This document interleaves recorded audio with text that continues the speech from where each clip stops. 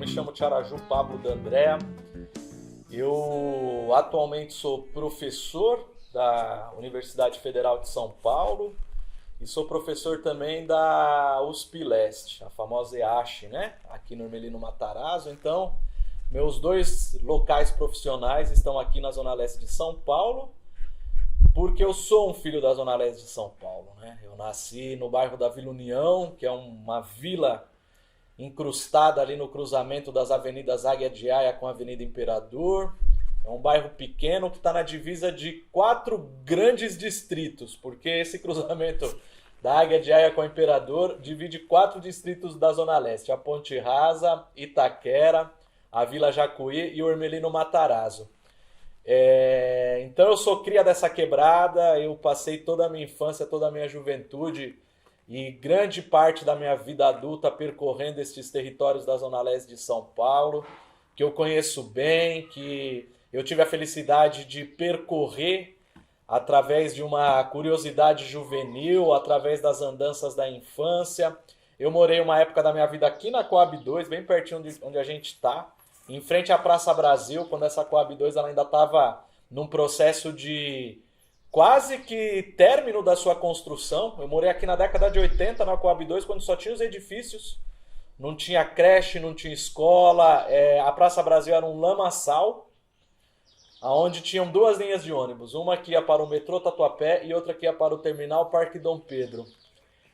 Então eu sou fruto desse território, dessa região. E também, antes de ter essa caminhada na universidade, eu tenho uma caminhada na música, né? Eu ainda sou músico, né? Eu não toco mais profissionalmente, mas já toquei profissionalmente por muito tempo, né? Principalmente samba, toco cavaco, toco instrumento de percussão, canto. Então acho que talvez eu seja formado por esse tripé aí, um tripé que é como o território nos forma e nos estabelece uma série de relações sociais que constituem a nossa subjetividade. Tem uma formação musical também, né? Não a formação musical ali do conservatório, mas a formação da música que entra nos nossos poros e a gente devolve também em forma de arte. E tenho também uma evidente formação universitária, né? Fiz lá a minha graduação, fiz o mestrado, fiz o doutorado. Hoje, profissionalmente, inclusive, eu atuo na universidade. O movimento cultural na periferia de São Paulo, ele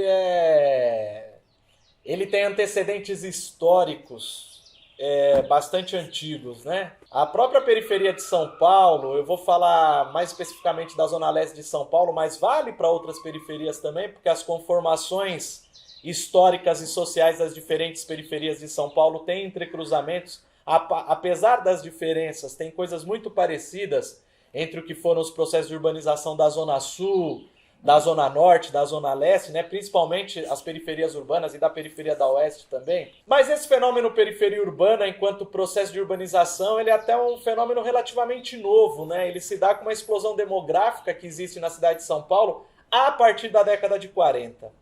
Tem um dado que eu gosto sempre de pontuar, que no ano de 1940, a população da cidade de São Paulo era de 1.400.000 habitantes. Em 1980, a cidade de São Paulo tinha 8.500.000 habitantes. A gente teve um acréscimo de 7 milhões de pessoas num período de 40 anos. Então é um crescimento abrupto, violento, né? Um acréscimo demográfico muito grande num período curto de tempo. E é nesse período que ocorre a explosão demográfica e a formação de fato das periferias urbanas, né? Existiam os bairros que a gente chama de periferia? Existiam, mas eram núcleos quase rurais, né? Eram núcleos ao redor das estações de trem, sem comunicação com os outros núcleos, né? São Miguel Paulista já existia, obviamente, Itaquera já existia, Guaianazes já existia, mas eram pequenos núcleos urbanos ao redor das estações de trem que não se conectavam e com muito vazio urbano entre um e outro, né? Então, para você chegar entre Itaquera e São Miguel, tinha muito matagal no meio. Às vezes era uma estrada de terra que ligava. As periferias de São Paulo, elas tinham um caráter quase rural. Semi-rural, periurbano, como dizem, né? Mas aí tem esse momento histórico, que é o inchaço mesmo da cidade de São Paulo, fundamentalmente por conta de uma migração que vem dos estados do Nordeste, de outros estados também, vem muita gente de Minas, vem muita gente do Paraná, vem gente do Centro-Oeste brasileiro, mas fundamentalmente do Nordeste brasileiro, dos vários Nordestes do Brasil, né? E aí a gente tem um grande inchaço da cidade de São Paulo. Esse inchaço vai fazer com que se configure as periferias urbanas da maneira como a gente conhece atualmente. Precarizadas, com dificuldades infraestruturais, com distâncias com relação ao centro de São Paulo, com questões muito graves de segregação socioespacial, de distância com relação aos postos de emprego, com dificuldades de uma presença estatal que realmente supra as necessidades da população. E, ao mesmo tempo, muita gente indo morar no mesmo lugar, pessoas vindas de diferentes locais. Então, acho que pensar periferia urbana é pensar essa heterogeneidade de pessoas que vêm de vários lugares diferentes, que vão se encontrar num território por conta de uma situação econômica, né? Pô, só dá para morar lá nesses lugares porque os terrenos são mais baratos e com uma história de precariedades que a precariedade ela acaba unindo trajetórias que são diversas e que se encontram num determinado local, né? Então, as periferias urbanas ela tem muito esse jogo da diferença e da igualdade ao mesmo tempo, né? Porque às vezes são trajetórias distintas, então é o paranaense que chega do seu rolê, é o alagoano que vem para cá, é o piauiense que vem para cá, é uma população negra que vem de várias partes do Brasil. Pessoas que já estavam, né? Tem processos, por exemplo, de remoção fundamentalmente de população negra do centro de São Paulo que vai morar nas periferias e também compõe esse caldo cultural que são as periferias de São Paulo. E aí você tem umas situações de precariedades, de necessidades de organização que vai juntar esse povo, né? Por mais que as origens possam ser diferentes, o destino é comum, né? Tem precariedades ali que precisam ser resolvidas. Tudo isso para falar que produção cultural nas periferias de São Paulo sempre teve. Sempre teve. Na década de 50 já tinha grupo teatral dos trabalhadores operários da fábrica nitroquímica de São Miguel Paulista. Na década de 70 já tinha uma pesquisa que tinha 20 grupos teatrais atuando só em São Miguel Paulista. Tem vários grupos muito importantes na virada dos 70 para os 80, né? O MPA, o Vento Leste, né? Já tinha uma movimentação, né? Vários artistas que eram de uma outra geração, né? O Sacha Arcanjo, né? O pessoal que rodava essas quebradas aqui fazendo um som, que era um som que tinha uma lembrança do Nordeste, né? Tem muito artista popular aqui na Zona Leste de São Paulo que tem uma pegada meio Zé Ramalho, que tem uma pegada meio Zé Geraldo, porque os pais vieram do Nordeste, né? A Zona Leste, por exemplo, tem uma tradição punk muito forte. A Coab 2 é um celeiro punk muito forte. Aqui teve muito grupo de rock, né? De rock pesado, transgressor, que ensaiava nas garagens aqui da Coab 2. A gente está falando de década de 80. Não podemos esquecer, evidentemente, do samba, das rodas de samba, sempre muito presentes nas periferias de São Paulo, nas várias esquinas, né? Como uma expressão de uma africanidade no urbano, né? E a importância das escolas de samba também. Em 1982, por exemplo, na Zona Sul de São Paulo, teve um festival do teatro no Jardim Rosana. Então, assim, as coisas estavam, as coisas existiam. Então, produção cultural nas periferias de São Paulo sempre teve. Das mais variadas, dos mais variados gêneros musicais. A turma que gostava da viola caipira estava lá, a turma que gostava do sertanejo, que escutava Milionário Zé Rico, que escutava João Mineiro e Marciano, a turma que curtia um forró, ou seja, musicalmente heterogênea, tinha de tudo. E também outras artes que não são só a música, né? O teatro, a dança, as coisas existiam. Expressões, tentativas, por exemplo, de fazer filmes na quebrada, com muito menos recursos e muito menos possibilidades, né? Mas a gente vai ter um processo histórico de aumento dessa quantidade de produção artística e aumento qualitativo que vai se dar a partir da década de 90. Aí tem uma virada histórica, que vai fazer um pouco que as periferias urbanas ela entrem numa certa primavera, uma primavera cultural periférica. E são vários os fatores que vão incidir para isso. Né? Mas enfim, acho que evidentemente é importante a gente pontuar isso. Produção cultural nas quebradas sempre teve. Eu acho que existiram vários movimentos em vários tempos históricos, às vezes até que não dialogavam. Por exemplo, eu não sei se... né, isso aqui é uma hipótese. Mas talvez o movimento teatral que já tinha nas quebradas na década de 80 inclusive com vários exilados que vieram, né? O Lino Rojas, por exemplo, que era um peruano, um exilado latino-americano, um exilado das ditaduras latino-americanas, que vai fundar um grupo de teatro Pombas Urbanas na cidade de Tiradentes. Ou seja, por exemplo, o movimento de teatro, será que dialogava com o movimento das escolas de samba? Que será que dialogava com o movimento punk rock? As coisas estão acontecendo, né? Mundão está acontecendo. Mas às vezes os grupos estavam ali nas suas questões, na sua pauta, no seu movimento. Eu acho que a partir da virada dos 80 para os 90 é quando a coisa começa a ganhar corpo. E aí tem vários processos históricos que vão um pouco incidir nessa concepção, né? Ou nesse olhar que a gente tem de que o movimento cultural das periferias ele se fortalece, ele ganha força. Não é que não existia antes, existia. Mas num determinado momento histórico ele ganha mais força, ele fica mais forte, ele fica mais parrudo, tem mais gente, né, aglutinando, tem uma concepção de que precisava juntar força, né? Tem uma situação que ela é bastante dramática, que ocorre nas periferias de São Paulo, principalmente na década de 90, que é um genocídio que se abate contra a população moradora das periferias, principalmente população negra, pobre. Existia um plano em curso, né, da burguesia brasileira, operacionalizada pela polícia militar, que era para a eliminação de corpos nas periferias, né? Tem a ver com a implantação do neoliberalismo no Brasil, tem a ver com o grande crescimento de desemprego que se dá na década de 90, tem a ver com a desorganização da classe trabalhadora, a sua dificuldade organizativa, mas tem a ver também com o circuito da droga que começa a passar pelo Brasil e circuito de tráfico de arma. E tem a ver também com a fragilização da ditadura no Brasil, porque aí todo aquele aparato militar, se o inimigo na ditadura militar era mais especificamente o comunista, quando aquele aparato ele para de fazer sentido porque a militância ou foi eliminada ou se exilou, preferencialmente o alvo passa a ser as periferias urbanas, né? Porque o aparato ditatorial ele não se desfez. Ele se desfez de nome, de fachada. Mas a estrutura organizativa estava lá. Não estava lá. Está lá ainda, no Brasil 2023. A gente está falando aqui da década de 90, mas tem muita coisa que continua se repetindo. A gente teve um genocídio na década de 90, nas periferias de São Paulo. A gente teve um genocídio na pandemia também.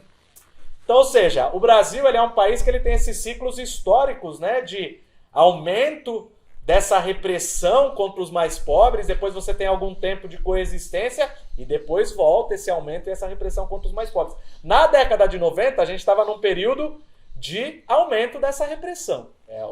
Entre os anos de 97 e 99 foram os anos de maiores índices de homicídio na cidade de São Paulo, da história da cidade de São Paulo. Nunca mais se repetiu e nunca para antes daquele momento. Tinha uma situação de uma guerra civil não declarada, né? Contra a população moradora das periferias, contra corpos pretos. Se matava mais gente em São Paulo do que países oficialmente em guerra, né? Tinha mais gente morrendo aqui do que em Bagdá. Ou na Colômbia, que tinha, de fato, uma guerra civil declarada. Essa violência, ela é uma das desencadeadoras de um movimento cultural como resposta ou tentativa de pacificar os territórios. A juventude moradora das quebradas começa a perceber que era necessário restituir o tecido social, era necessário estabelecer laços de confiança, era necessário visualizar que a vida fazia sentido numa situação de morte, de desespero, de horror. Então a arte, ela cumpre um pouco esse papel de, vamos tentar nos reorganizar para que a vida possa voltar a ter sentido, e a cultura e a arte, ela cumpre muito bem esse papel, né? Nesse período, tem um antecedente que eu acho que é fundamental, pensando nesse processo histórico, que é o movimento hip hop, porque ele dá um pouco as bases ideológicas, né? Tem uma denúncia feita ali pelo movimento hip hop na década de 90, cujos principais intelectuais orgânicos eram homens negros e jovens. E por que homens negros e jovens? Porque era o principal alvo da polícia, né? Então eles precisavam denunciar de alguma maneira a situação social que eles estavam passando. E se constituem como os principais intelectuais orgânicos da quebrada naquele momento. Então, o rap, ele ajuda um pouco a empurrar esse movimento, né? Primeiro como denúncia, mas também como autoafirmação, também como uma necessidade de denunciar o que estava acontecendo na quebrada, mas também de mudar os discursos sobre a quebrada, porque tem uma disputa ideológica, tem uma disputa de narrativa, mas não é só uma disputa de narrativa, é uma disputa de memória. É uma disputa um pouco de classificação sobre o que nós somos, né? A periferia, ela é pobreza e violência? Evidentemente que tem pobreza e violência. Não se pode escamotear a realidade. A pobreza e a violência, ela conforma a realidade da periferia. Só que a periferia ela é composta por outras coisas também. Ela também é beleza, ela também é potência, ela também é arte, ela também é cultura, ela também é criatividade, ela também é mobilização política, né? Eu acho que havia uma tentativa de ressemantização no sentido de ampliar o significado sobre o que nós somos de fato, né? Fugir um pouco dessa classificação que vinha de fora, né? Essa classificação externa de que vocês somente são isso. Não, ninguém está negando que na quebrada tem violência. Ninguém está negando que existe precariedade. Pelo contrário, isso daqui está aqui, constitui as nossas subjetividades e a gente precisa ultrapassar esse momento. Porém, também somos constituídos de outras coisas. Não apenas isso nos define, né? E juntamente, eu acho que com essa disputa simbólica, essa disputa ideológica, tem ações práticas, né? O que são ações práticas? Pô, várias posses de hip hop aparecendo nas quebradas e formulando um discurso crítico, formulando um discurso de consciência política, de consciência social, de consciência de classe, de consciência racial, que às vezes já a esquerda talvez mais tradicional ela tinha perdido um pouco de espaço, não estava conseguindo dialogar. Mas aí depois também vem vários outros movimentos, né? No final da década de 90 a gente já começa a perceber, por exemplo, um crescimento das comunidades do samba, que vai fazer, né, por meio do samba, se capilarizar em vários territórios da cidade de São Paulo, né?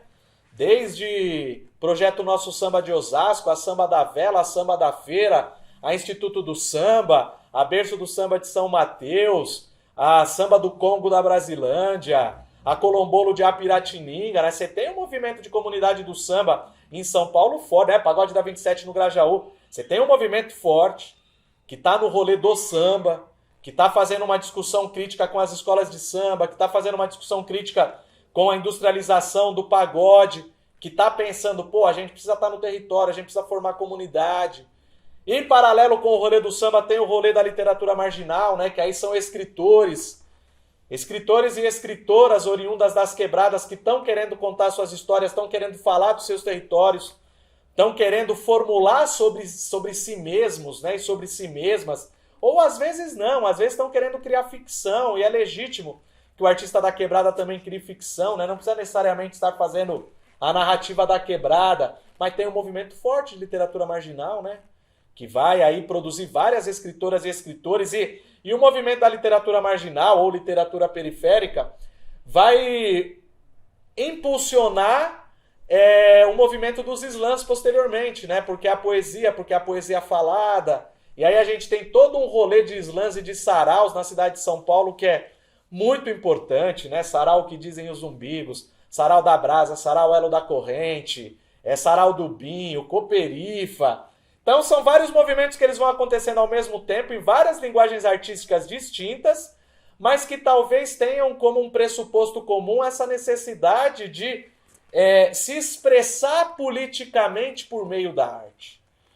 Eu acho que não tem uma pressuposição de que é apenas a arte em si. Não que não seja legítimo, mas eu acho que é indissociável quando se pensa a arte na quebrada uma relação política e uma relação com o território, né? Não é só produzir a arte pela arte. Tem uma coisa de dialogar com a vizinhança, tem uma coisa de tentar suprir uma ausência estatal, ou tentar disputar um discurso que a arte hegemônica faz sobre os territórios empobrecidos, né? Ou faz sobre os territórios periféricos, né? Então eu acho que as distintas linguagens artísticas, que são várias, é o rap, é o fluxo do funk, é a roda de samba, é a literatura marginal, é cineclube de audiovisual, é o povo da dança, é o povo do teatro, tem um movimento de teatro nas quebradas forte demais. Também são várias linguagens, Mas eu acho que tem pressupostos em comum, né? Uma discussão relacionada ao combate à violência, uma discussão relacionada à atuação no território, uma discussão relacionada à necessidade de fazer política em outros termos, não tão enrijecidos, talvez, como a gente talvez se acostumou, né? E aí a gente acaba depois criando um certo desgosto com a política, né? Porque a política tem um jeito ali meio enfadonho de ser feito, né? Mas aí a arte ela pode oxigenar também, a cultura ela pode oxigenar formas de fazer política. Tem também uma... Aí já num segundo momento, também tem uma discussão que vai embasar a produção artística que tem a ver com a possibilidade econômica. Mas aí já é a partir dos anos 2000.